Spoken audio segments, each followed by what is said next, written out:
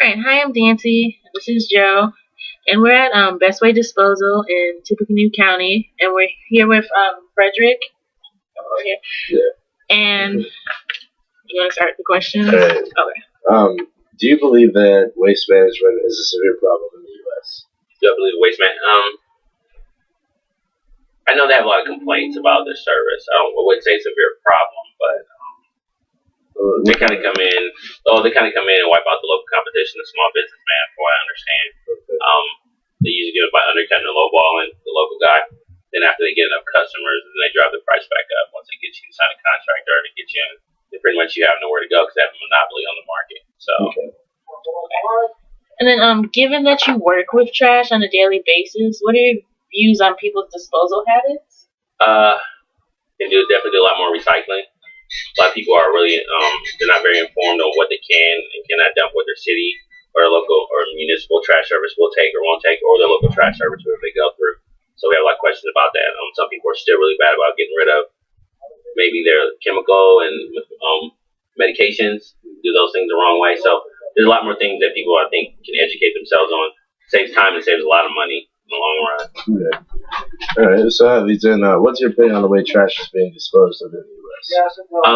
I think right now they're doing a great job.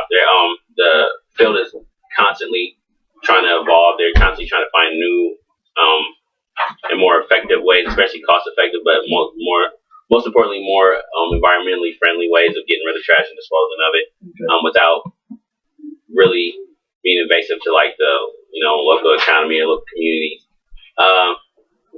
Need a lot of land to do it right now, so that's always a problem, especially when you get close to neighborhoods. But as long as we can find ways to renew trash or things that are reusable, recycling is really important. Then it cuts back on all the other things that we have to do, especially cost and space. All right.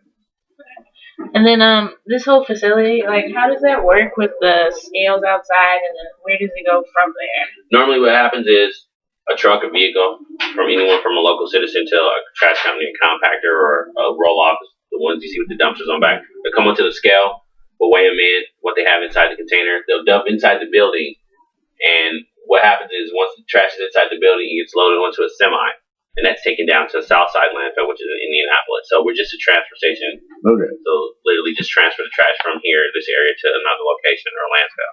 Okay.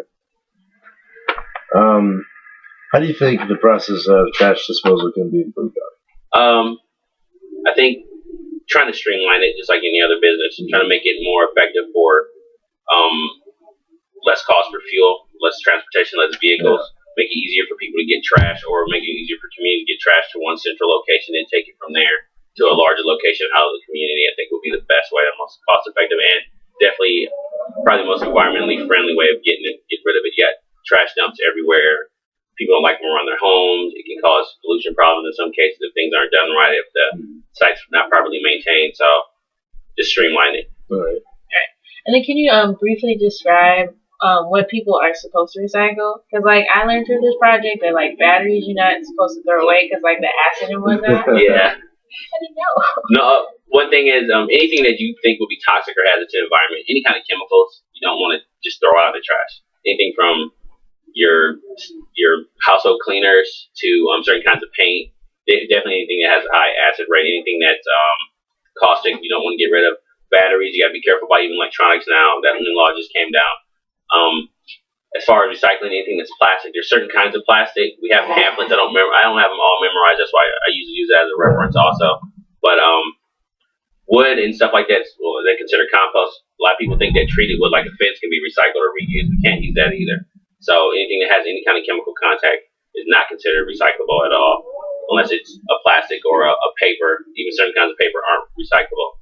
So you ever have any questions, you want to call your local sanitation department. They also have pamphlets that go out every season. Okay. And we have a facility over here that actually have, or you guys come here or to Waste Management, they also have pamphlets on all those things, or just call. We'll be able to get the reference for you and let you know right away if you have any questions. All right. Do you think that if changes are not made to the way we get rid of trash, the problems could suffocate America? Yeah, I do. I think that people don't realize the volume of trash that goes out in just a community this size.